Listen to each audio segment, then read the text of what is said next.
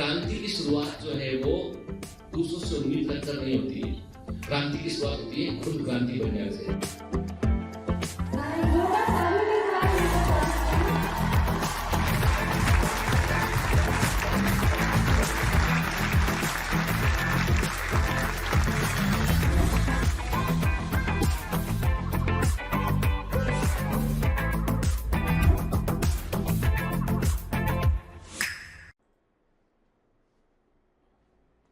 Hello commandos, welcome to Biomentors classes online. I am doctor Jitendra Singh और हम पढ़ रहे हैं बेटा बायोलॉजिकल क्लासिफिकेशन, जिसमें ऑलरेडी हम देख चुके हैं मुनिरा को पढ़ चुके हैं, प्रोटिस्टा को पढ़ चुके हैं, फंजाई को पढ़ चुके हैं और पिछली क्लास में हमने वायरसेस के बारे में बात किया था। ठीक है, हमने देखा था कि कोरोना वायरस किस तरह का वायरस है, निफा वायरस क्या है, सार्स वायरस क्या है, मर्स वायरस क्या है। तो कई सारे हमने इंपॉर्टेंट इश्यूज पर बात किया था कि वायरस कैसा अपना इन्फेक्शन को फैलाता है। ठीक है, हमने देखा था कि वायरस में बेसिकली क्या होता है, न्यूक्लिक एसिड जो है वो होता है और प्रोटीन का कोट होता है उसमें। याद है कोट के? चलिए, तो एक काम करते हैं, आगे बढ़ने से पहले मैं आपसे कुछ क्वेश्चन करूंगा बेटा, उन क्वेश्चन के आप मुझे आंसर करेंगे, तो फिर हम आगे बढ़ते हैं। तो क्वेश्चन नंबर 1, जो पहला क्वेश्चन है आपसे वो ये है कि मुझे बताइए आप कि बैक्टीरियोफेज 5174 का जेनेटिक मटेरियल क्या होता है। बैक्टीरियोफेज 5174 का जेनेटिक मटेरियल क्या होता है? बैक्टीरियोफेज 5174 का जेनेटिक मटेरियल क्या होता है? ठीक है, आपको यह भी बतलाना है। नंबर 2, सेकंड क्वेश्चन ये है बेटा, टोबैको मोजेक वायरस में कितने कैप्सोमियर होते हैं? टोबैको मोजेक वायरस में कितने कैप्सोमियर होते हैं? Number of capsomere present in the tobacco mosaic virus. Tobacco mosaic virus में प्रेजेंट कैप्सोमियर का आपको जो है नंबर बताना है। ठीक है, आपको यही बताना है कि एनकॉब क्या चीज है, एनकॉब क्या है, what is the meaning of एनकॉब। एनकॉब क्या चीज है? ठीक है, किस तरह का वायरस है एनकॉब? आपको बताना है कि पॉक्स वायरस का जेनेटिक मटेरियल क्या है। आपको बताना है कि पॉक्स वायरस का जेनेटिक मटेरियल क्या है। ठीक है, क्वेश्चन फिर से सुन लीजिए, आपको सबके आंसर बेटा करके भेजना है। आपको बताना है कि बैक्टीरियोफेज 5174 का जेनेटिक मटेरियल क्या है, टोबैको मोजेक वायरस में कैप्सोमियर का नंबर कितना होता है, what is the meaning of एनकॉब एंड पॉक्स वायरस का जेनेटिक मटेरियल क्या होता है, ये आप मुझे बतलाएंगे। क्लियर? चलिए, आज बात करेंगे बेटा हम वायरॉइड्स के ऊपर कि वायरॉइड्स क्या होते हैं। देखो बेटा, वायरस के बारे में हमको मालूम है कि वायरस बैक्टीरिया से कई गुना छोटे होते हैं और ये बैक्टीरिया प्रूफ फिल्टर से गमन कर सकते हैं। ठीक है, पर कोई ऐसा भी है जो वायरस से भी छोटा है, वो है वायरॉइड्स। वायरॉइड ऐसे इन्फेक्शियस एजेंट हैं जिनमें प्रोटीन कोट नहीं होता है, केवल सिंगल स्ट्रैंड आरएनए होता है and they are basically infective RNA. ये इन्फेक्शन देने वाले आरएनए होते हैं, अपने आप को मल्टीप्लाई करते हैं और विशेष तरह के सिम्टम्स को भी प्रोड्यूस करते हैं। तो देखिए क्या लिखा है एनसीईआरटी में, हम देखते हैं। 1971 में डाइनर ने, याद रखिएगा बेटा इनका नाम, ठीक है, डाइनर ने वायरॉइड को डिस्कवर किया था। Discovered a new infectious agent that was smaller than the viruses. ये वायरस से छोटे होते हैं और ये पोटैटो स्पिंडल ट्यूबर डिजीज करते हैं, इसलिए इनको हम पीएसटीडी एजेंट भी कहते हैं इनको हम, इसके लिए इसलिए हम पीएसटीडी एजेंट वर्ड भी यूज करते हैं, क्योंकि ये most commonly potato spindle tuber disease करते हैं। याद रखिए, वायरॉइड जो है वो प्लांट में अटैक करते हैं, एनिमल में अटैक करने वाला वायरॉइड हमको नहीं मिला है। ठीक है, तो वायरॉइड्स बेसिकली प्लांट में अटैक करते हैं और ये पोटैटो स्पिंडल ट्यूबर डिजीज को करते हैं। They are basically free RNA, ये मुक्त आरएनए होते हैं, इनमें कोई प्रोटीन कोट नहीं होता है। जैसे कि वायरस के अंदर प्रोटीन कोट मिलता है आपको, कैप्सिड होता है जो कैप्सोमियर से बना होता है, तो वैसा कोई भी कैप्सिड आपको वायरॉइड के अंदर देखने नहीं मिलेगा। ठीक है, तो वायरॉइड क्या होते हैं बेटा, ऐसा समझ लीजिए कि वायरॉइड उस तरह के वायरस है जिनमें की जो है प्रोटीन कोट नहीं होता है। ठीक है, तो they are basically free RNA, they are basically infective RNA. देखो बेटा, जब इन्फेक्टिव होगा तभी तो किसी प्लांट पर अटैक करेगा, अपने सिम्टम दे पाएगा वो। ठीक है, और ये आरएनए जो उनका होता है वो लो मॉलिक्यूलर वेट का आरएनए होता है। ठीक है, तो हम इनको कई बार जो है वो इन्फेक्शियस आरएनए के रूप में भी हमको हम डिनोट कर सकते हैं। मतलब इन्फेक्शियस आरएनए लिखा है तो वायरॉइड है, पीएसटीडी एजेंट लिखा है तो वायरॉइड है बेटा। क्लियर? ठीक है, चलिए तो थोड़ा सा एनसीईआरटी से बाहर निकल के बात करते हैं। टर्म वायरॉइड को देने वाले साइंटिस्ट थे डाइनर। इन्होंने कहा था कि नए प्रकार के पैथोजन होते हैं जिनको हम पोटैटो स्पिंडल ट्यूबर डिजीज को करते हैं जो। ठीक है, they are very very important. Viroid सबसे छोटे ऐसे एजेंट हैं जो अभी तक ज्ञात है हमको, जो जो प्लांट पर अटैक कर सकते हैं। They are the smallest agent that can infect a plant के। They exist as naked nucleic acid और इनमें प्रोटीन कोट नहीं होता है। ये नग्न नाभिकीय अम्ल होते हैं, इनमें प्रोटीन कोट देखने हमको नहीं मिलता है। ठीक है, they are low molecular weight RNA particle, ये कम अणुभार के आरएनए पार्टिकल होते हैं, ऐसा ही एनसीईआरटी में लिखा था। इनका मॉलिक्यूलर वेट कितना होता है 75,000 से लेके जो है वो 1,30,000 डाल्टन होता है। क्या याद रखिए 75,000 से लेके 1,30,000 डाल्टन इनका मॉलिक्यूलर वेट होता है। ये जो आरएनए होते हैं कितने लंबे होते हैं 240 से लेके 350 न्यूक्लियोटाइड लॉन्ग आरएनए होते हैं, याद रखना। ये दोनों फिगर जो है एनसीईआरटी में नहीं है। 240 से लेके 350 न्यूक्लियोटाइड लॉन्ग आरएनए होते हैं। They are much smaller than virus and viral genome. ये इन्फेक्शस संक्रामक आरएनए होते हैं, इनमें प्रोटीन कोट नहीं होता है और इनका जो आरएनए होता है वो सिंगल स्ट्रैंड होता है और सर्कुलर होता है। कि कभी कभी स्यूडो पेयरिंग के रूप में हमको ये दिखाई पड़ता है, पर होता क्या है हमेशा सिंगल स्ट्रैंड आरएनए होता है, सर्कुलर होता है या स्यूडो पेयरिंग के रूप में हमको ये दिखाई पड़ता है। ठीक है, they replicate autonomously inside the living host. जब भी ये लिविंग होस्ट पर अटैक करते हैं अपने आप को मल्टीप्लाई करते हैं, और चूंकि ये वायरस से छोटे होते हैं इसलिए इनको सब वायरल पैथोजन भी कहते हैं। इनको हम देखो बेटा ये सारे टर्म दिमाग में रखना, इन्हें हम सब वायरल पैथोजन भी कहते हैं because they are much smaller than the viruses. इनको देखो बेटा याद रखिएगा, इन पर चूंकि इनके पास प्रोटीन कोट नहीं होता है, इनके पास प्रोटीन कोट नहीं होता है, तो जो टेम्परेचर है जो केमिकल है उसका इन पर असर नहीं पड़ेगा। मतलब हीट का असर नहीं पड़ेगा इनके ऊपर, केमिकल का असर नहीं पड़ेगा। लेकिन न्यूक्लियस एंजाइम जो आरएनए को डाइजेस्ट कर सकते हैं उनका इस पर असर पड़ता है। मतलब they are sensitive to nucleus. मतलब न्यूक्लियस एंजाइम का इस्तेमाल करोगे तो आप वायरस को खत्म कर सकते हो, लेकिन आपने हाई टेम्परेचर यूज किया, केमिकल्स इस्तेमाल किए, तो बेसिकली जो हाई टेम्परेचर होता है वो प्रोटीन कोट पे काम करता है, प्रोटीन को डिसरप्ट करता है। केमिकल्स भी प्रोटीन पर काम करते हैं, तो वो दोनों चीजें इस पर काम नहीं कर पाएंगी। इनका ट्रांसमिशन मैकेनिकल होता है, चूंकि इनके देखो बेटा चूंकि इनके पास कैप्सिड नहीं, याद है आपको मैंने कहा था कि वायरस का जो कैप्सिड होता है वो इन्फेक्शन में हेल्प करता है, अटैचमेंट में हेल्प करता है, होस्ट की सेल सरफेस से अटैचमेंट में हेल्प करता है। तो चूंकि इनके पास कैप्सिड नहीं होता है तो ये खुद से जाकर अटैक नहीं कर पाते हैं, तो इनका जो ट्रांसमिशन होता है वो मैकेनिकल होता है। ये क्रोमोसोम के साथ मूव करते हैं, कि ये न्यूक्लियस के साथ मूव करते हैं, गैमेट के साथ मूव करते हैं, मतलब किसी एजेंट के साथ मूव करके जो है वो अंदर पहुंचते हैं होस्ट सेल में। तो इनका इसीलिए ये धीमी गति से स्लोली जो है वो इन्फेक्शन दे पाते हैं। तो याद रखिएगा इनका ट्रांसमिशन मैकेनिकल होता है, इसका मतलब they are transmitted in association with chromosome, nucleus और गैमेट। ये क्रोमोसोम, न्यूक्लियस और गैमेट के साथ ही ट्रांसमिट हो पाते हैं। कि there independent transmission is not observed. इनका स्वतंत्र ट्रांसमिशन हमको देखने नहीं मिलता, मतलब कि कोई वायरस अपने आप से दूसरे पर अटैक कर देगा। जैसे वायरस है, वायरस बाहर निकला इनर्ट पार्टिकल के रूप में हो गया और खुद से दूसरी सेल पर अटैक कर देगा, लेकिन इनको जो है अटैक करने के लिए किसी का सहारा चाहिए पड़ेगा, इसलिए मैकेनिकल ट्रांसमिशन होता है। ये केवल हमको हायर प्लांट में इन्फेक्ट करते हुए दिखाई पड़ते हैं। सबसे पहली बीमारी जो देखी गई थी वो थी पोटैटो स्पिंडल ट्यूबर डिजीज, इसलिए इसको हमने क्या बोला पीएसटीडी एजेंट भी कहा इसको हमने। 1981 में एक साइंटिस्ट है रेंडल, के बेटा एक्स्ट्रा स्ट्रोक पॉइंट है दिमाग में रखिएगा, 1981 में रेंडल्स ने जो है वायरोसॉइड्स को डिस्कवर किया जो कि वायरॉइड के समान होते हैं, और ये वेलवेट टोबैको मोजेक वायरस के साथ में एसोसिएटेड पार्टिकल्स होते हैं। तो कुछ साइंटिस्ट ने जो है वायरॉइड के समान कुछ और भी चीजों को डिस्कवर किया है और उनका नाम है वायरोसॉइड्स के। तो वायरोसॉइड भी वायरॉइड के समान ही होते हैं। ठीक है, ऐसी कौन सी बीमारियां जो वायरॉइड से होती है, तो एक बीमारी का नाम तो लिखा हुआ है एनसीईआरटी में और सबसे इंपॉर्टेंट वही है, वो है potato spindle tuber disease, very very IMP. ठीक है, इसके अलावा कुछ बीमारियों के नाम एक बार पढ़ लेते हैं।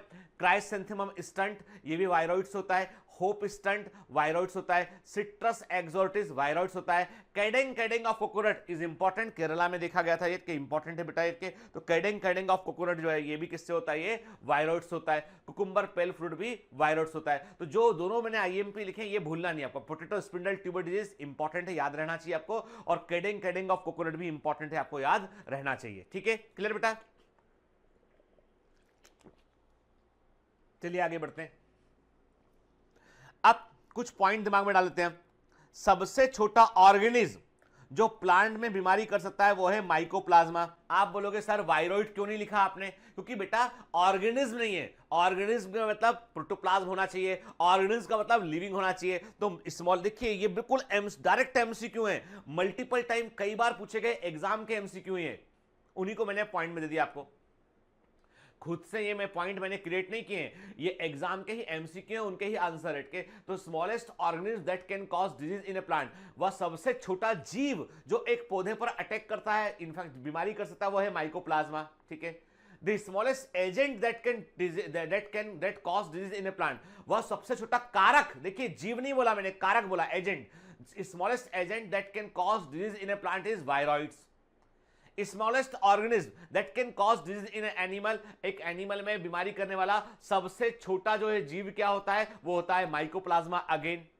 तो माइकोप्लाज्मा प्लांट में बीमारी करते हैं और एनिमल में बीमारी करते हैं के। Smallest agent that can cause disease in animal is virus के। तो एक एनिमल में बीमारी करने वाला क्या होता है बेटा, वो वायरस होता है। ठीक है, क्लियर। तो स्मॉलेस्ट एजेंट जो एनिमल में बीमारी करेगा वो वायरस है, स्मॉलेस्ट एजेंट जो प्लांट में बीमारी करेगा वो वायरॉइड्स है, और स्मॉलेस्ट एजेंट जो प्लांट और एनिमल दोनों में बीमारी कर सकते हैं वो माइकोप्लाज्मा है। ठीक है, चलिए अब बात करते हैं प्रियॉन्स की। अब आप बोलोगे सर प्रियॉन्स तो केवल प्रोटीन होते हैं, आपने पढ़ा हो एनसीईआरटी में। याद रखिए साइंटिस्ट, अभी तक दुनिया भर के साइंटिस्ट प्रियॉन्स को लेकर आज भी कंफ्यूज हैं।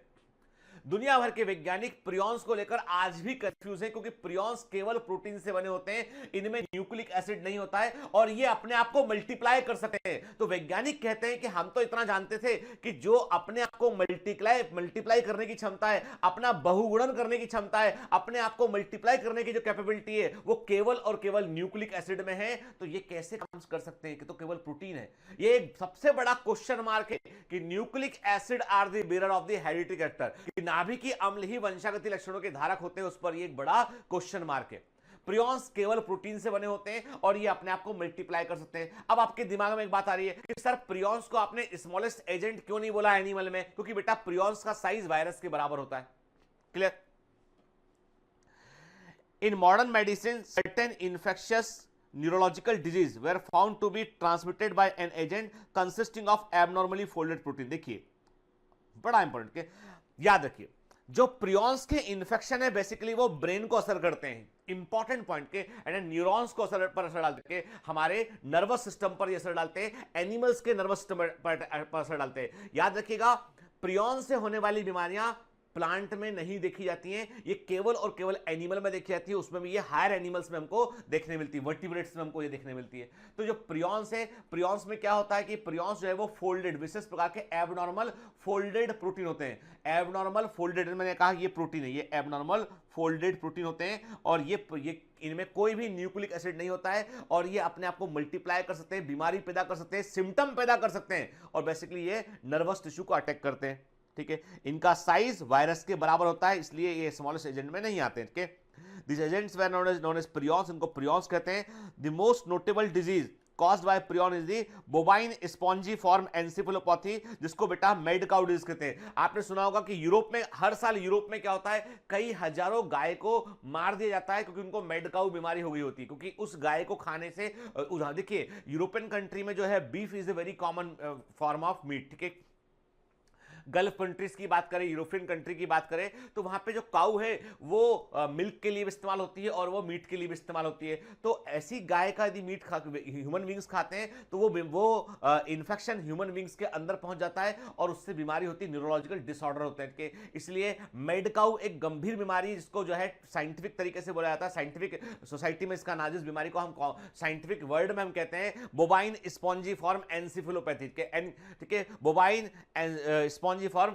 एनकेफेलोपैथी बोलते हैं या एनसेफेलोपैथी कहते हैं इसको हम। ठीक है, बीएसई इसका नाम है। ठीक है, क्लियर? तो ये इसका कॉमन नेम है मैड काउ डिजीज। तो उसमें जो है वो जो भी कैटल्स होते हैं वो पागल जैसे हो जाते हैं। ठीक है, तो इसलिए मैड काउ डिजीज कहते हैं। और जब इस गाउ को का यदि मीट कोई व्यक्ति खा लेता है तो उसके अंदर भी ये सिम्टम आ जाते हैं, तो उसको बोलते हैं सी जैकब डिजीज के। C Jakob disease in human, CJD in human कहते हैं, वो उसी तरह का ये एक वेरिएंट होता है। तो एनसीईआरटी में साफ साफ लिखा है मोस्ट नोटेबल डिजीज जो प्रियॉन से होती है, इसके अलावा और भी बीमारियां होती है, पर सबसे कॉमन जो डिजीज देखने मिलती है प्रियॉन से वो है बोवाइन स्पॉन्जीफॉर्म एनकेफेलोपैथी, जिसे हम कॉमनली मैड काउ डिजीज कहते हैं, कैटल्स में देखने मिलती है हमको के। और इसी तरह की बीमारी हमको ह्यूमन बींग्स में देखने मिलती है, इसको हम बोलते हैं सी जैकब डिजीज कहते हैं इसको हम। ठीक है, देखिए अब थोड़ा सा एनसीईआरटी से बाहर निकल के बात करते हैं।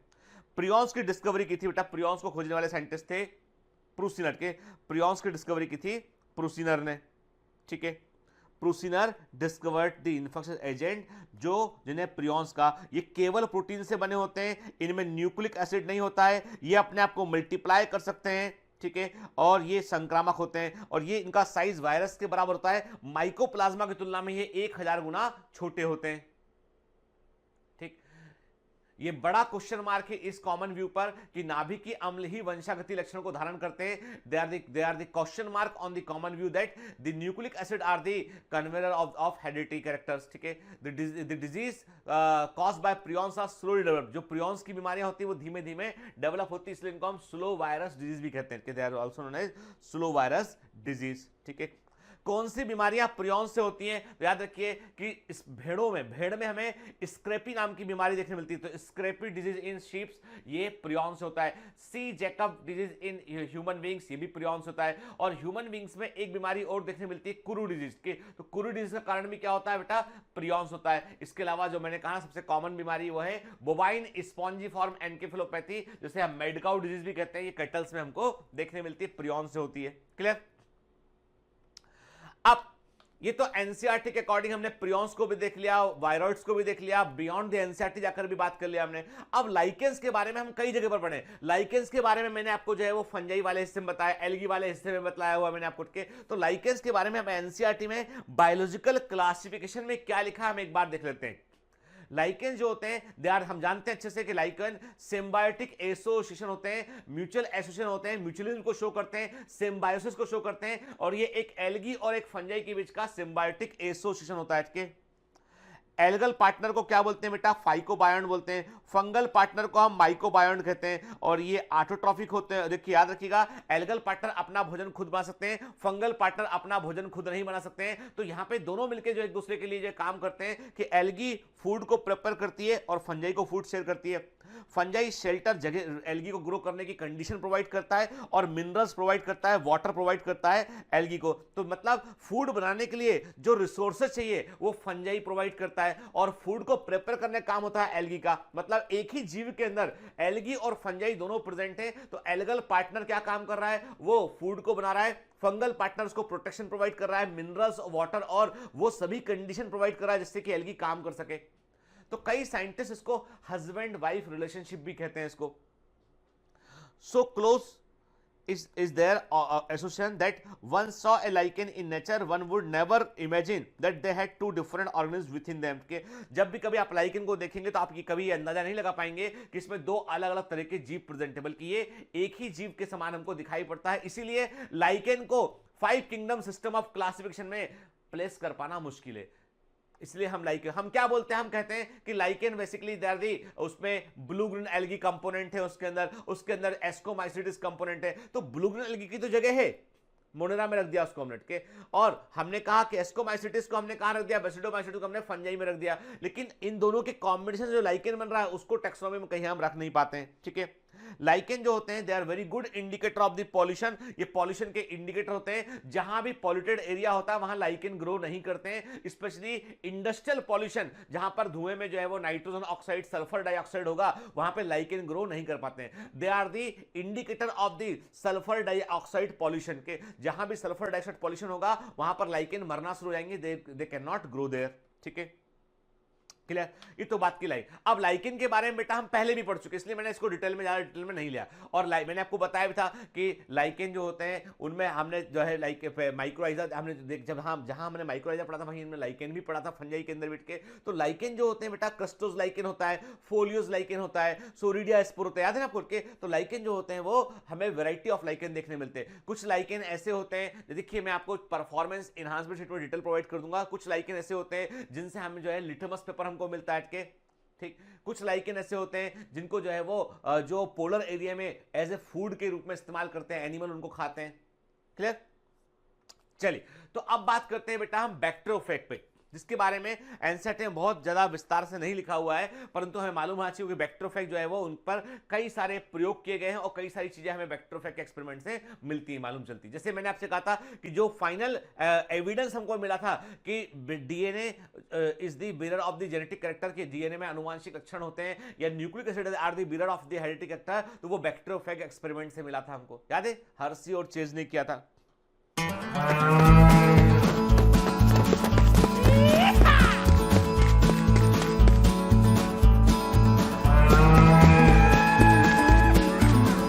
Hi, sorry to disturb you in between lecture. But it's important to inform you.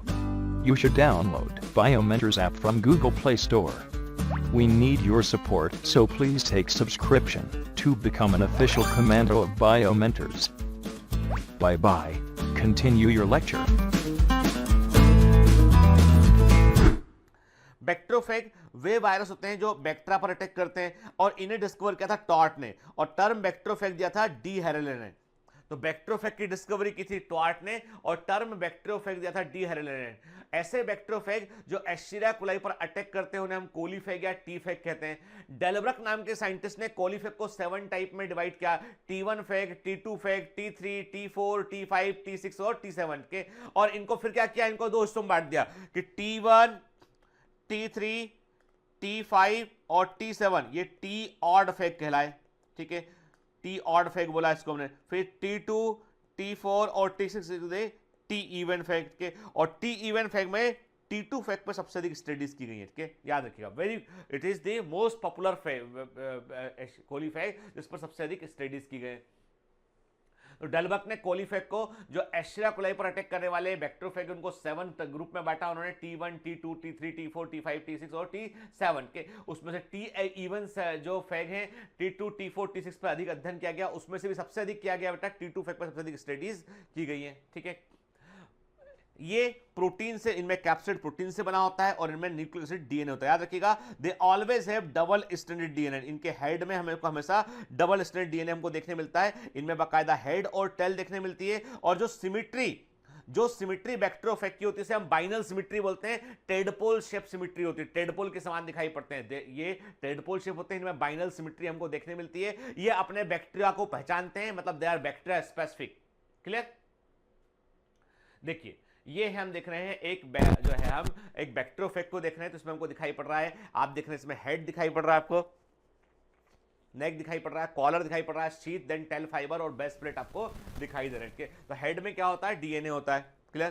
तो this is a structure of ये बाइनल सिमेट्री है, इट इज ए टी फेग। ये टी फेग का बैक्टीरियोफेग का है, स्पेसिफिकली टी फेग का ये स्ट्रक्चर है। ठीक है, तो आप हेड और लेवलिंग दिमाग, इसका स्क्रीनशॉट ले लीजिएगा, ये एग्जाम में आता है बेटा, और एनसीईआरटी में इमेज रखा वो भी आता है। ठीक है, तो इसमें जो अंदर न्यूक्लियर हेड में डीएनए है, हेड के नीचे नेक वाला हिस्सा है, देन कॉलर है, शीथ है और नीचे टेल फाइबर देख रहे हैं। टेल फाइबर अटैचमेंट में हेल्प करते हैं। टेल फाइबर जो होते हैं बैक्टीरिया की सरफेस पर अटैचमेंट में हेल्प करते हैं। बेस प्लेट जो होता है बैक्टीरिया की सेल वॉल में छेद करने में हेल्प करता है, और बैक्टीरिया की सेल वॉल में छेद करने के लिए इनको एक एंजाइम की रिक्वायरमेंट होती है, और उस एंजाइम का नाम होता है लाइसोजाइम। के तो लाइसोजाइम एंजाइम हमें बैक्टीरियोफेग के अंदर देखने मिलता है, और स्पेशली ये एंजाइम कहां होता है, बेस प्लेट में होता है। क्लियर? तो कैसे बैक्टीरियोफेग जो है वो होस्ट सेल पर अटैक करते हैं, तो हम देख रहे हैं यहाँ पे, आप देखिए एक एनिमेशन में दिखाई पड़ रहा है कि जो बैक्टीरिया की जो सेल वॉल है ना, ये बैक्टीरिया की, ये क्या है बेटा, ये बैक्टीरिया, ये दिस इज दी बैक्टीरिया, ये है बैक्टीरिया, ये बैक्टीरिया है। ठीक है, ये बैक्टीरिया का जो है वो सेल वॉल। ठीक है, और ये क्या है, ये है कोलीफेग, या मैंने कहा बैक्टीरियोफेग है ना। तो अटैक कर रहा है, आप देख रहे हैं इसमें के बाकायदा छेद कर रहा है उसमें, और अपना जेनेटिक मैटर उसके अंदर इंटर कर रहा है वो। ठीक है, तो एक काम करते हैं, आगे देखते हैं बेटा किस तरह का होता है। एक एनिमेशन देखेंगे, समझेंगे सब बात को।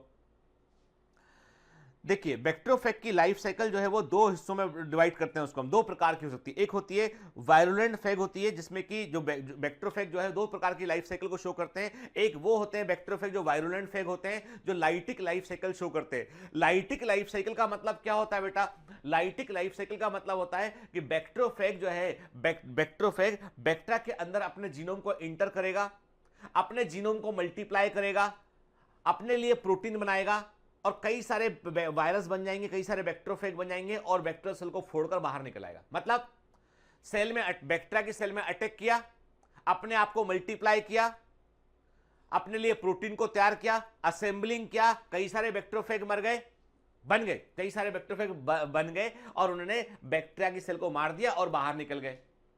क्लियर? सबसे पहले क्या होता है बेटा, बैक्टीरियोफेग बैक्टीरिया की सरफेस पर एडजॉर्प्शन करता है, अधिशोषण करता है, जुड़ जाता है, देन उसमें छेद करता है, पेनिट्रेशन करता है और क्या करता है, वो अपने न्यूक्लिक एसिड को बैक्टीरियल सेल के अंदर डाल देगा। फिर बैक्टीरियल सेल के अंदर जैसे ही वायरस का न्यूक्लिक एसिड या बैक्टीरियोफेज का न्यूक्लिक एसिड आता है, वो अपने आप को मल्टीप्लाई करता है, बैक्टीरिया के डीएनए को वो डैमेज करता है और वायरस के डीएनए के कई सारे सेट बन जाते हैं और जो पूरी प्रोटीन मशीनरी पे कब्जा कर लेते हैं और अपने लिए प्रोटीन को बनवाते हैं और ये प्रोटीन उनके कैप्सिड बनाने में काम आता है और फाइनली कई सारे बैक्टीरियोफेज बन जाएंगे और जो बैक्टीरिया सेल को फोड़ के बाहर निकल आएंगे। ये होती है लाइटिक लाइफ साइकिल। लेकिन कई बैक्टीरियोफेज जो है वो बदमाश होते हैं। वो पहले इस बात का दावा करते हैं कि वो दोस्त हैं, पहले इस बात का दावा करते हैं कि वो दोस्त हैं और दोस्त बनकर जो है वो अंदर जुड़ जाते हैं और फिर बड़ा पैमाने पर नुकसान पहुंचाते हैं। जैसे देखिए क्या होता है, एक बैक्टीरियल सेल थी, उस बैक्टीरियल सेल में सर्कुलर डीएनए था, एक बैक्टीरियोफेज ने बैक्टीरियल सेल पर अटैक किया और अटैक करने के बाद अपना न्यूक्लिक एसिड अंदर छोड़ दिया, लेकिन उसने अभी बैक्टीरियल डीएनए को नहीं मारा। उसने बैक्टीरियल डीएनए को यह मैसेज दिया कि आई एम दी डीएनए जो तुम्हारे काम का है। तो बैक्टीरियल सेल के डीएनए ने वायरस के डीएनए को अपने साथ जोड़ लिया। जब बैक्टीरियल डीएनए और वायरस का डीएनए एक साथ जुड़ जाता है, उस कंबाइंड स्ट्रक्चर को बोलते हैं हम प्रोफेग। क्या बोलते हैं उसे हम? उस स्ट्रक्चर को बोलते हैं हम प्रोफेग। प्रोफेग का मतलब होता है कि ये बैक्टीरियल डीएनए है और ये वायरस का डीएनए के, तो बैक्टीरियल डीएनए से वायरस का डीएनए जब जुड़ जाता है तो प्रोफेग कंडीशन बनती है इसके। और वो बैक्टीरियल डीएनए जो है उसको लगता है, बैक्टीरियल डीएनए को लगता है कि ये डीएनए हमारे काम का है और वायरस का डीएनए कभी भी बैक्टीरियल सेल को अभी नुकसान नहीं पहुंचाएगा। वो क्यों? वो इंतजार कर रहा है सही वक्त का। वो सबसे बड़ा दुश्मन है जिसने सीधा अटैक किया, मल्टीप्लाई किया, फोड़ के बाहर निकल गया तो समझ में आ गया बैक्टीरियल सेल को, हाँ ये नुकसान करने आया था। लेकिन ये क्या करेगा, ये बैक्टीरियल सेल के अंदर जो है जीनोम से जुड़ गया और प्रेजेंट रहा। अब बैक्टीरिया 1 से 2 में डिवाइड कर गया, पूरा जीनोम मल्टीप्लाई करके डिवाइड किया, 2 बैक्टीरिया में अपने आप पहुंच गया। इन्फेक्शन ने एक ही बार किया है, लेकिन वो बैक्टीरियल सेल डिवाइड की 2 में पहुंच गया। बैक्टीरियल सेल फिर 20 मिनट बाद डिवाइड की, 2 से 4 में पहुंच गया। फिर डिवाइड की 4 से 8 में पहुंच गया। फिर डिवाइड की 8, 16, 64। आप सोचिए ऐसे लगातार बढ़ता गया और हजारों बैक्टीरिया के अंदर ये प्रोफेग कंडीशन पहुंच चुकी है क्योंकि ये नुकसान नहीं कर रहा अभी। और फिर इसने क्या किया, अचानक सडनली इसने इंडक्शन इसके अंदर हुआ और ये प्रोफेग अपने आप को पूरे हजारों बैक्टीरिया में एक साथ अलग किया इसने, इसका एक टाइम फ्रेम चल रहा है इसका के, इसने अलग किया और पूरे बैक्टीरिया एक साथ मार दिए इसने। बड़ा डैमेज किया इसने। वहां एक बैक्टीरिया मरता है, फिर हर बार वायरस को अटैक करने के लिए अगले बैक्टीरिया पर जाना पड़ता है और पूरी मेहनत करनी पड़ती है। इसने एक ही बार मेहनत की और सारे बैक्टीरिया में अपने आप बैक्टीरिया के अंदर ही फैल गया और डैमेज किया उसने। ये होती है लाइसोजेनिक लाइफ साइकिल, ठीक है। और ऐसे बैक्टीरियोफेज को हम टेम्परेट फेग बोलते हैं। क्या बोलते हैं? टेम्परेट फेग कहते हैं। चलिए, तो इसका मतलब ये हुआ कि बैक्टीरियोफेज की लाइफ साइकिल जो है वो 2 प्रकार की होती है, लाइटिक लाइफ साइकिल और lysogenic life cycle. Lytic life cycle show करने वाले बैक्टीरियोफेज को वायरुलेंट फेग बोलते हैं और लाइसोजेनिक लाइफ साइकिल शो करने वाले बैक्टीरियोफेज को हम टेम्परेट फेग बोलते हैं, ठीक है। देखिए आप एनिमेशन ध्यान देखिए। सबसे पहले क्या होगा, एडजॉर्प्शन। देखिए बैक्टीरियोफेज बैक्टीरिया पर अटैच किया इसने और अपने जीनोम को उसने अंदर डाला। ये नेक्स्ट हुआ पेनिट्रेशन। बैक्टीरिया का जीनोम जो है वो बैक्टीरियल सेल के अंदर गया, अपने आप को उसने मल्टीप्लाई किया, रेप्लिकेशन किया, मल्टीप्लाई किया, ठीक है। बैक्टीरिया का डीएनए डिस्ट्रॉय कर दिया है, कई सारे प्रोटीन बन रहे हैं और फाइनली जो है क्या हुआ, फाइनली जो है वो क्या बन गया बेटा, फाइनली मल्टीपल जो है वो बैक्टीरियोफेज यहां पर बन चुके और फोड़ के बैक्टीरियल सेल को ये बाहर निकल आए। क्लियर, ठीक है। चलिए, तो ये हमने क्या देखा बेटा, हमने देखा कि देखिए ना कैसे अपना इसने एंटर किया इसने और वायरस का जीनोम अपने आप को मल्टीप्लाई करेगा, एट द सेम टाइम वो बैक्टीरियल जीनोम को जो है वो डिस्ट्रॉय कर देगा और अपनी कई सारी कॉपी ये बनाएगा और बाहर निकल आएगा, ठीक है। This is the virulent life cycle, ठीक है ना। ये लाइटिक लाइफ साइकिल है, वायरुलेंट फेज उसको शो करता है, ठीक है। देखिए ना कैसे रिलीज होते हैं ये बाहर, है ना। देखिए इसने बैक्टीरिया सेल को फाइनली डैमेज किया और बाहर निकला है और ये वायरस जो बाहर निकले ये अब अगले बैक्टीरिया को इन्फेक्ट करने पहुंच जाएंगे। क्लियर, ठीक है। तो आप कुछ टर्म दिमाग में रखना है हमको कि what is the meaning of eclipse period. Eclipse period क्या होता है, लेटेंट पीरियड क्या होता है। अब आप सोच रहे होंगे कि सर ये सब कुछ एनसीईआरटी में इतना कुछ क्यों नहीं है, क्योंकि बेटा एनसीईआरटी कई सारी बातें कहता नहीं है, कुछ बातों को वो स्टेटमेंट में लिख के छोड़ते हैं कि एक लाइन लिखी है उसका मतलब आगे पीछे आपको समझना पड़ेगा। इसलिए प्लीज बार बार एक ही गाना कि साहब एनसीईआरटी से बाहर निकल गए। अरे निकलना पड़ेगा यार, एक कॉम्पिटिशन है ये और कंपटीशन में हम किसी दूसरे को एडवांटेज नहीं दे सकते हैं। हमको अपने अपने कंफर्ट जोन से बाहर निकल के आसपास भी कवर करना पड़ेगा ताकि जो है कोई गलती ना हो जाए और कोई ऐसा क्वेश्चन ना हो जो हमसे छूट जाए, ठीक है। तो ऐसा टाइम पीरियड जो बैक्टीरिया के इन्फेक्शन से लेकर नए बैक्टीरियोफेज के बनने के नए फेज के यानी इन्फेक्शन हुआ, इन्फेक्शन होने के बाद क्या हुआ, इसने अपने आप को मल्टीप्लाई किया, असेंबलिंग किया, उसके बाद ये बाहर निकला, ठीक है। तो मतलब इन्फेक्शन और बैक्टीरियोफेज के बाहर निकलने के बीच में there is a time period, उसे हम एक्लिप्स पीरियड कहते हैं, याद रखिएगा, ठीक है। Very very important, the time between infection and the assembly of new phage is called the eclipse period. What is the meaning of eclipse period? eclipse period का मतलब होता है कि इन्फेक्शन हुआ बेटा और जो है नया न्यू बैक्टीरियोफेज की असेंबली हुई, असेंबली की बात चल रही है, रिलीज की बात नहीं कर रहे हैं, मैंने शायद रिलीज बोला तो आप ठीक कर लेना, असेंबलिंग की बात कर रहे हैं कि एक बैक्टीरियोफेज अटैक किया, अटैक करके उसने अपने आप को असेंबल किया, उसने बनाया, ठीक है। तो ये जो है एक्लिप्स पीरियड है, और बनाकर जब बाहर निकल गया तो इन्फेक्शन से लेकर बाहर निकले रिलीज होने तक का टाइम पीरियड कहता है लेटेंट पीरियड, ठीक है। दोनों पीरियड को मैं फिर से बेटा क्लियर करता हूं कि एक बैक्टीरियोफेज या वायरस ने अटैक किया, अटैक करने के बाद उसने अपनी असेंबली की, जब तक वो तैयार हुआ उसने अपनी कॉपी तैयार की, वो है एक्लिप्स पीरियड, ठीक है। और उसके बाद फोड़ के बाहर निकल आया, तो अटैक करने से लेकर फोड़कर बाहर निकलने तक का टाइम पीरियड जो है वो है लेटेंट पीरियड, क्लियर। चलिए अब कुछ कॉमन वायरल डिजीज देखते हैं हम कि प्लांट में, पौधों में कौन कौन सी बीमारियां हमें वायरस से देखने मिलती है। टोबैको मोजेक डिजीज हम जानते हैं, papaya mosaic disease, cucumber mosaic disease के, पोटैटो वायरस एक्स से होती है, पोटैटो माइल्ड मोजेक डिजीज के, फिर potato rugose mosaic potato virus X और वाई से होती है, टोमेटो लीफ रोल डिजीज जो है वो टोमेटो लीफ रोल वायरस होती है, और सबसे इंपॉर्टेंट जो बीमारी है वो है लिटिल लीफ ऑफ ब्रिंजल जो कि लिटिल लीफ वायरस से होती है। इसके अलावा ये जिंक की कमी से होती है, जिंक आयन कम होगा तो भी little leaf of brinjal disease होगी, के और वायरस का इन्फेक्शन होगा तो भी little leaf of brinjal disease होती है, के bunchy top of banana bunchy top virus से होता है, sugar cane mosaic sugar cane virus one first से होता है, ठीक है।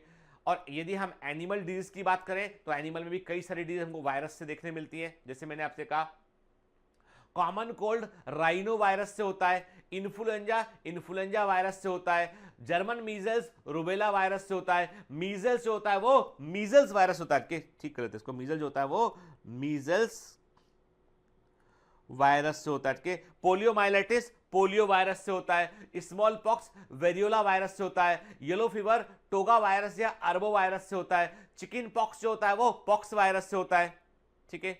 रेबीज जो है वो रैप्डो वायरस होता है, मम्स जो होता है मम्स वायरस होता है, leukaemia blood cancer retro virus से होता है, एड्स जो है एड्स किससे होता है बेटा, वो HIV human immuno deficiency virus होता है, बर्ड फ्लू सुनने में आता है कई बार, बर्ड फ्लू किससे होता है, H5N1 mutant influenza avian virus से होता है, हेपेटाइटिस वायरस होता है, ये ABCDE कई तरह के होते हैं, सार्स जो होता है वो कोरोना वायरस होता है, ठीक है। और अभी हाल ही में जो है वो जो कोरोना वायरस देखने मिला हमें चाइना में, उसका नाम क्या है, उसका नाम है एनकॉप, के नोवल कोरोना वायरस जो कि निमोनिया कर रहा है बेट के, इन्फेक्टिव डेंजरस निमोनिया या एटिपिकल निमोनिया किससे हो रहा है, वो नोवल कोरोना वायरस से हो रहा है, ठीक है। अब वायरस का इन्फेक्शन यदि होता है तो उससे बचने के उपाय क्या हैं, तो वायरस का इन्फेक्शन खत्म करने के लिए हम जिन दवाओं का इस्तेमाल करते हैं उन्हें हम एंटीवायरल मेडिसिन कहते हैं, उनके तो एंटीवायरल मेडिसिन जो होती हैं उनका इस्तेमाल हम जो है वो वायरस को खत्म करने के लिए करते हैं। और ये इन पदार्थ जो केमिकल इसमें यूज होते हैं वो बेसिकली वायरोसाइड केमिकल होते हैं, ये वो सब्सटेंस होते हैं जो कि वायरस को डिस्ट्रॉय करते हैं। इनमें एजायूरेसिल, जिडोबुडीन, फ्लोरोडीऑक्सीरिडीन, ये सब उसके न्यूक्लिक एसिड को और प्रोटीन को डैमेज करेगा तो वायरस की इन्फेक्टिव कैपेबिलिटी खत्म हो जाएगी, ठीक है। तो वायरोसाइड वो पदार्थ होते हैं जो वायरस को डिस्ट्रॉय करते हैं, एजायूरेसिल, जिडोबुडीन, फ्लोरोडीऑक्सीरिडीन के। इंटरफेरॉन जो है ये क्या, अब देखो बेटा बड़ी इंटरेस्टिंग कॉन्सेप्ट है कि व्हाट इज इंटरफेरॉन के, ये लो मॉलिक्यूलर वेट के ग्लाइकोप्रोटीन होते हैं जिनको डिस्कवर किया था इसाक और लिंडमैन ने, ठीक है, discovered by the Isaac and Lindenmann from an influenza virus infected cell, ठीक है, इन्फ्लुएंजा वायरस के। इंटरफेरॉन को इसाक और लिंडमैन ने डिस्कवर किया था एक इन्फ्लुएंजा वायरस से इन्फेक्टेड सेल में के। ये लो मॉलिक्यूलर वेट के ग्लाइकोप्रोटीन होते हैं। होता क्या है बेटा, जैसे इमेजिन करते हैं के ये कई सारी सेल्स है, मान लीजिए एक सेल सरफेस है के, ये पूरी की पूरी एक सेल की लेयर है, कोशिकाओं की पूरी एक लेयर है, सेल्स की एक लेयर है के। एक जगह पर कहीं पर ये वायरस का इन्फेक्शन हुआ यहाँ पे के। अब एक जो सुनिए बात करके, एक जो सेल पर वायरस का इन्फेक्शन हो चुका है वो सेल तो मरने वाली है क्योंकि उस सेल में वायरस ने अपनी कॉपी तैयार कर लिया है और पूरी सेल को डैमेज कर लिया है। लेकिन वो मरती हुई सेल, जो सेल डिस्ट्रॉय हो रही होती है, वो कुछ लो मॉलिक्यूलर वेट के ग्लाइकोप्रोटीन बनाकर आसपास छोड़ देती है। जैसे समझ लीजिए आपकी ये वैसी घटना है कि एक व्यक्ति ने जिसके घर में जिसने कोई दुर्घटना का सामना किया है, कुछ बुरा हुआ, उसने दूसरे लोगों को चेतावनी दे दी। उसने बता दिया कि ये जो है, ये लोग जो आ रहे हैं, तुम्हारे घरों के दरवाजे बंद कर लो, सब चीज़ें जो है वो क्लोज कर लो, क्योंकि ये जो लोग बाहर घूम रहे हैं ये ठीक लोग नहीं है, कि ये तुमको डैमेज कर सकते हैं। इसने क्या किया, उसने उस आदमी ने सबको टेलीफोन कर दिया, चिल्लाकर उसने आवाज़ देके बता दिया, तो सब लोग अलर्ट हो गए। आप समझ लीजिए कि कोशिका और सेल्स के बीच के लिए भी ऐसा होता है कि एक वायरस से इन्फेक्टेड सेल जो होती है वो तो मर जाएगी, उसे मालूम है कि, लेकिन मरता हुआ व्यक्ति कुछ अच्छा काम करके जाना चाहता है, तो वही काम क्या किया उस सेल ने, कुछ लो मॉलिक्यूलर वेट के ग्लाइकोप्रोटीन रिलीज कर दिए, और वो ग्लाइकोप्रोटीन आसपास की सेल्स पर चले गए उठ के, और उन ग्लाइकोप्रोटीन ने आसपास की सेल्स को अलर्ट कर दिया कि there is a virus, receptor को छुपा लो। और वायरस रिसेप्टर को पहचानता है, तो सब सेल्स की मेम्ब्रेन ने उन जो रिसेप्टर को, जो ग्लाइकोप्रोटीन ने मैसेज दिया उसके अकॉर्डिंग उन्होंने अपने रिसेप्टर को हाइड कर दिया। अब वायरस घूम रहा है लेकिन उसको कोई भी दरवाजा खुला हुआ नहीं मिल रहा है, कोई रिसेप्टर नहीं मिल रहा उसको, तो अब वायरस का इन्फेक्शन लिमिट हो जाएगा, रुक जाएगा उठ के। ये होते हैं इंटरफेरॉन। इंटरफेरॉन भी एंटी वायरल एजेंट होते हैं, और वायरस जनित बीमारियों के इलाज में, के वायरल डिजीज के इलाज में इंटरफेरॉन्स का भी हम इस्तेमाल कर सकते हैं। 3 तरह के इंटरफेरॉन अभी देखे गए, alpha, beta and gamma interferon, जिसमें से अल्फा इंटरफेरॉन का इस्तेमाल जो है वो हो चुका है कैंसर का इलाज करने में। तो आज ऐसे कैंसर जो वायरस से होते हैं, रिट्रोवायरस फैमिलीज होते हैं, उन कैंसर को लिमिट करने में भी हम इंटरफेरॉन का इस्तेमाल करते हैं। तो इंटरफेरॉन एडवांस मेडिसिन है, और आगे चल के इनके ऊपर और काम चल रहा है, ताकि ऐसे कैंसर जो वायरस के कारण हो रहे हैं उनको हम पूरी तरीके से कंट्रोल कर पाए। ठीक है, ये होते हैं interferon. They are the low molecular weight glycoprotein. Isaac और लिंडमैन ने इनको डिस्कवर किया था। They are the antiviral glycoprotein. ठीक है, और कौन आता है इसको, जो डैमेज होती हुई मरती वायरस इन्फेक्टेड सेल, वो इसको प्रोड्यूस करती है। ठीक है, और ये आसपास वाली सेल्स को अलर्ट कर देता है ताकि उन सेल्स में इन्फेक्शन ना लगे। क्लियर? चलिए, अब यहां पर हमारा बायोलॉजिकल क्लासिफिकेशन पूरा 100% एनसीईआरटी कवर किया, एक लाइन नहीं छोड़ा मैंने। के between the lines of NCERT बहुत कुछ करना पड़ा हमें इस चैप्टर में, वो हमने कवर किया। तो बायोलॉजिकल क्लासिफिकेशन यहां पे खत्म होता है, और नेक्स्ट चैप्टर जो इस सीरीज में आगे लगेगा वो होगा प्लांट किंगडम की बात हम करना शुरू करेंगे। ओके, लेकिन वही क्लियर कर दो, प्लांट किंगडम चैप्टर ऐसा है जिसको जल्दबाजी में पढ़ने पे क्या होता है, वो दिमाग में रिटर्न नहीं रहता है, इसमें इंफॉर्मेशन बहुत सारी है। एनिमल किंगडम तब भी इंटरेस्टिंग है, उसको आप याद कर लेते हो समय, क्योंकि आपको इंटरेस्ट आता है एनिमल में, पर प्लांट में ब्रायोफाइटा, मॉसेस, टेरिडोफाइटा, फर, इसमें आपको इंटरेस्ट इतना आएगा नहीं। मैं पूरी कोशिश करूंगा ईमानदारी से पढ़ाने की, ताकि आपको याद रहे चीजें वो, लेकिन तब भी मैं कहता हूं आपसे कि one of the bore topic में से एक है प्लांट किंगडम, इसलिए हमको स्लो पढ़ते हुए एमसीक्यू लगाते हुए चलना है, इसलिए जल्दबाजी मत कीजिएगा उसके लिए। मैं पढ़ाता रहूंगा आपको, जैसे बायोलॉजिकल क्लास में हमने जो है वो एक बार में भड़ाभड़ नहीं खत्म किया, इसको हमने धीमे धीमे पढ़ा, हमने, तो हमको याद रहेगा कि हाँ भाई ये चीजें हमने यहाँ पढ़ी थी। वैसे हम प्लांट किंगडम पढ़ेंगे। क्लियर? आ रही बात समझ में?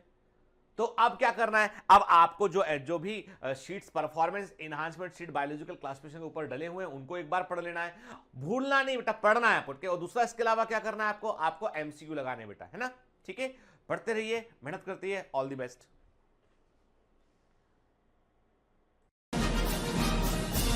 Hi. To become an official commando of Biomentors, join us at www.biomentors.online. Here you can solve daily practice papers, an online test. You can download performance enhancement sheets. You can track your progress. You can interact with other fellow commandos. Join us and prepare yourself. It's a commando training for your success. Download Biomentors online app from Google Play Store.